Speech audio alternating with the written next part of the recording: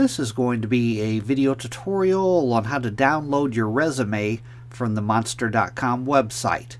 I will be using a desktop PC for this. Let me jump over to my browser here. I have my browser open now and I am logged into Monster.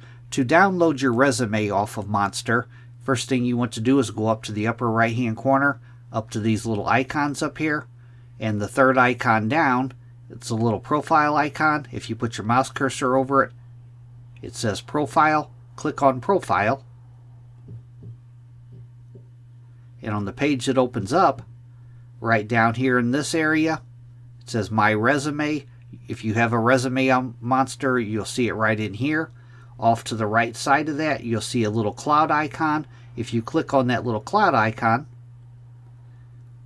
it brings up the little dialog box. You could choose a destination for your download and then click on Save.